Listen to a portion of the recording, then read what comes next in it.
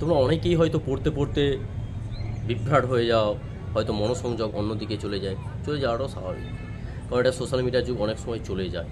কিন্তু তারপরও তোমাদের মনকে নিয়ে আসতে হবে সেই বইয়ের জায়গায়, সেই একটা বদ্ধ ঘরের জায়গায়। তবেই তুমি তোমার স্বপ্নের কাণ্ডারি হতে পারবে। এই স্বপ্নকে স্বপ্নর মতো করে সাজাতে হবে। যে আমি স্বপ্ন দেখলাম, ঠিক আছে চলো, না হলো 1 বছর 2 বছর 3 বছর হলো না, ঠিক আছে চলো ছেড়ে দিলাম, এরকম দেখলে হবে না। দেখতে হবে তোমার বাবা মায়ের স্ট্রাগেলটা, তুমি যাকে কথা দিয়েছো সেই কথার দামটা। তবেই তো তুমি একটা সমাজে প্রতিষ্ঠিত মানুষ হিসেবে পরিচিত পাবে।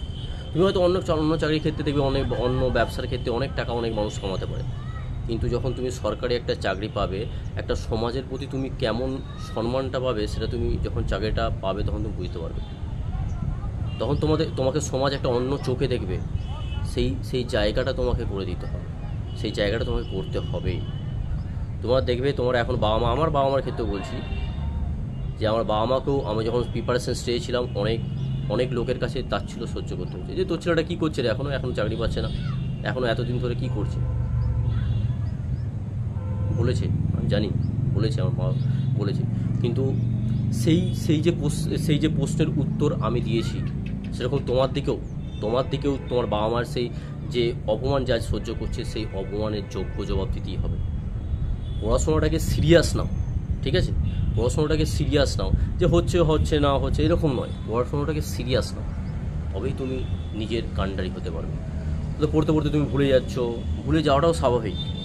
ভুলে যাচ্ছ বলে মনোসংযোগ ভেঙে যাবে এরকম নয়। আমাদের মাইন্ডও একটা নির্দিষ্ট জিনিস ধরে রাখতে পারে, তারপর সেটা ভুলে যায়। কিন্তু সেটা যদি আবার তুমি রিভিশন দাও, এই যেমন বলাই একটা কথা যে বেস্ট পড়া হচ্ছে তুমি যে কোনো একটা বই পড়ো বা দুটো বই পড়ো, কিন্তু সেই দুটো বইকে 10 বার ধরে পড়ো বা 15 বার ধরে পড়ো বা 20 বার ধরে পড়ো, মানে বারবার রিভিশন দাও, তবেই তোমার সেই জিনিসটা মনে থাকবে, ঠিক আছে? তবেই তুমি সাকসেসফুল হবে। এই সমস্ত বই তো আমরা অনেক বাজারে দেখবে, বই দেখতে পাবে, কিন্তু তোমাদের আসল হচ্ছে তোমাকে রিভিশন দিতে হবে। বিভিন্ন রকম রিভিশন দিয়ে তোমার যে নিজের মধ্যে যে আত্মবিশ্বাস, সেটা জাগ্রত করতে হবে, তবেই তুমি পরীক্ষায় তো একটা সাকসেসফুল হতে পারবে। তো সবসময় বলছি, স্ট্রাগেলটা তোমার মনে রাখতে হবে, তোমার বাবা মার কথাটা মনে রাখতে হবে, তোমার কাছের মানুষ যে সমস্ত সাপোর্ট করছে সেই কথাগুলো তোমাকে মনে রাখতে হবে। তাহলে দেখবে তোমার পড়ার ইচ্ছাটা বাড়বে। তুমি যেটা যখন 2 ঘন্টা পড়ছিলে, সেটা তখন 4 ঘন্টা পড়ার ইচ্ছা জাগবে। কারণ এখন আর সুযোগ বেশি পাবে না। তুমি দেখতেই পাচ্ছ স্কুল সার্ভিসের ক্ষেত্রে খুবই, এসএসসির ক্ষেত্রে খুবই কন্ডিশন খারাপ।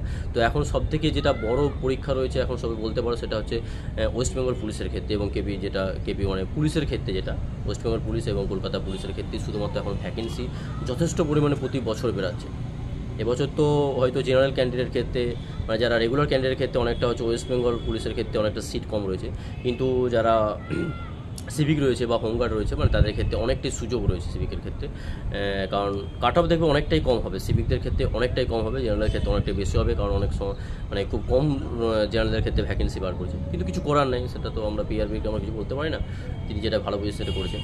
তো তার জন্য তোমাদের প্রিপারেশান জোর কদমে নাও, ঠিক আছে? ওই যে 1200 সিট বা যে 1500 সিট রয়েছে জেনারেলের ক্ষেত্রে, তার মধ্যে তোমাকে ঢুকতে হবে। আমিও জেনারেল কষ্ট আমি বুঝি, অনেক কাট অফ হয়, সেই কাট অফকেও তোমাকে ক্লিয়ার করতে হবে, তবেই তুমি তোমার মনে বলে তুমি জেনারেল হয়েছো, মানে তোমার মধ্যে আরও পোটেন্সিয়ালিটি রয়েছে, এটা ভাবতে হবে তোমাকে, তবেই তুমি আজ এই জায়গায় এসেছো। ওকে, তো ভালো করে তোমরা প্রিপারেশান নাও, ভালো করে তোমরা পড়ো, যা বাবা মা যখন রাস্তা দিয়ে যাবে যেমন মাথা উঁচু করে হেঁটে যেতে পারে। যখন সাকসেসফুল হবে তখন যেমন বাবা মা মাথা উঁচু করে রাস্তা দিয়ে হেঁটে যেতে পারে, সেই জন্য পড়ো, সেই সম্মানটা বাবা মাকে দেওয়ার জন্য পড়ো। এখন বাবা মা হয়তো অনেক অপমানিত হচ্ছে, কিছু করার নেই, কারণ আমি জানি অনেকেই হয়তো 2 বছর 5 বছর হয়তো 7 বছর পর্যন্ত প্রিপারেশান নিচ্ছে। এবার তো ভালো করেছে, একটা এসআইদের ক্ষেত্রে 27 থেকে 30 বছর করেছে, তো এটা অনেক সুযোগটা দিয়েছে। আবার যারা আগের বছর হয়তো 1 নম্বর 2 নম্বরের জন্য পাস করতে পারে, আমিও তো 1 নম্বরের জন্য আগের বার এসআইটা হয়নি, তো মানে যে মেনের যে কাট অফ ছিল সেই মেনের কাট অফ আমি 1 নম্বরের জন্য ক্লিয়ার করতে পারি না। তো যাও, আমি ভালো একটা জব পেয়েছি জানো তো, অয়েল সাপোর্টার, খুব সুখের জব একটা। তো যেই প্রিপারেশান নিচ্ছ সেটা মন থেকে নিবে, একবারে পুরো মন হৃদয় থেকে নিবে তোমরা, তাহলে দেখবে তোমার সাকসেস আটকাতে আর কেউ পারবে না। ওকে, তো ভালো করে রিভিশন দাও, ভালো করে পড়ো, ভালো করে বইগুলো ফলো করো, ভালো করে এক্সারসাইজ করো, তাহলে দেখবে তোমাকে আর কেউ আটকাতে পারবে না। আর মাত্র তো হয়তো 2 মাস 3 মাস পর হয়তো আগস্ট বা সেপ্টেম্বরের দিকে হয়তো তোমাদের প্রিলিমিনারি পরীক্ষা হওয়ার সম্ভাবনা রয়েছে। তো তারপর দেখবে তোমরা, তারপর আবার 2 মাস পর, হয়তো 2 মাস পর 3 মাস পর তোমাদের পিএমটি বা পিইটি টেস্ট হবে। তারপর তো মেন পরীক্ষা আছে, তারপর ইন্টারভিউ। 4টে তোমাদের ধাপ রয়েছে, মানে এসআইদের ক্ষেত্রে। আর কনস্টেবলদের ক্ষেত্রে তো এবারে একটাই করেছে, মানে একটা ধাপের পর তারপর হচ্ছে তোমাদের পিএমটি টেস্ট আর ইন্টারভিউ করেছে। আর কলকাতা পুলিশের ক্ষেত্রে সেই 4টে ধাপই রয়েছে। তো যার যেটা ধাপ রয়েছে সেই ধাপগুলো তোমরা পুরো ভালোভাবে, মানে যেভাবে সিলেবাস রয়েছে সেই সিলেবাস অনুসারে পড়তে থাকো, তাহলে তোমাকে আর কেউ আটকাতে পারবে না। সিলেবাস ধরে ধরে পড়াটাও জরুরি। এই বিশেষ করে আমাদের ওয়্যারলেস অপারেটরের ক্ষেত্রে সিলেবাসটা তো অনেকটা আলাদা রকম ছিল, মানে কম্পিটিটিভ এক্সামের তো আমি প্রিপারেশন নিয়েছি, তারপর যে মেনের যে সিলেবাসটা ছিল অনেকটা আলাদা। তো এই জন্য তোমাকে পরীক্ষায় সাফল্য লাভ হওয়ার জন্য, মানে সফলতা পাওয়ার জন্য তোমাদের সিলেবাস ধরে ধরে পড়াটা জরুরি। জিকে রয়েছে তোমাদের 25 নম্বর, তার মধ্যে অনেক রকম বই রয়েছে, মানে অনেক হিস্ট্রি, জিওগ্রাফি, তো সেই সমস্ত বই তোমাদের পড়তে হবে। তবে ডব্লিউএসএস ম্যানুয়ালটা পড়ো, দেখবে ঠিক হয়ে যাবে তোমাদের। তারপর আমি বললাম যে ম্যাথের জন্য তোমরা সুবীর দাস স্যারের বইটা পড়ো, খুব সুন্দরভাবে করা রয়েছে অঙ্কগুলো, এবং রিজনের জন্য সুবীর দাস স্যারের বইটা পড়ো। তো এগুলো করো, করতে থাকো, তাহলেই দেখবে তোমাদের মধ্যে সেই পোটেনশিয়ালটি বেড়ে যাবে। এবং নোটস করো, নোটস পড়ো, বিভিন্ন রকমভাবে তোমার স্ট্র্যাটেজি তৈরি করো, নিজেকে নিজের মতো করে তৈরি করো। ওকে, তাহলেই হবে। নিজেকে অন্যের মতো নয়, নিজেকে নিজের মতো করে তৈরি করো, নিজেকে নিজের স্ট্র্যাটেজি তৈরি করো, নিজের রুটিন তৈরি করো। নিজেকে ভাবো যে তুমি আজকে যেই জায়গায় এসেছো, আছো যেই জায়গায়, তোমাকে তুমি 5 বছর পর বা 10 বছর পর তুমি তাকে কোন জায়গায় নিজেকে দেখতে চাও, সেইটা সবসময় ভাবো, সেটা সবসময় কল্পনা করো। আমরা যখন প্রিপারেশান স্টেজে ছিলাম এই কথাগুলো ভাবতাম, হয়তো অন্য একদিন আমার চোখে জলও পড়ে যেত, কারণ তখন প্রিপারেশান স্টেজে রয়েছি, যে আমাদের ভবিষ্যৎ, যে আমরা 5 বছর পর আমি কী করব, সেইগুলো কী করব, সেই সমস্ত কথা আমি চিন্তা করতাম। তোমরাও করো, আমি জানি ওই চিন্তা করো, কারণ এই প্রিপারেশান স্টেজটা এটা।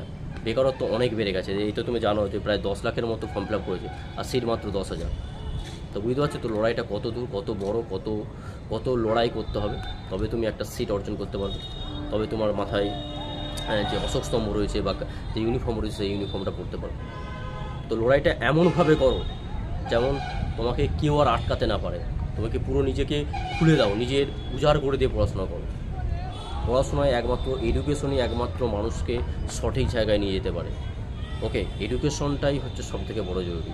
ওকে ওকে চলো, আরও ভিডিও আনছি, আরও অনেক রকম এরকম ভিডিও আনবো, টিপস নিয়ে ভিডিও আনবো, অনেক রকম ভিডিও আসছে। তো তোমরা চ্যানেলটা ফলো করো। ওকে, অসংখ্য ধন্যবাদ।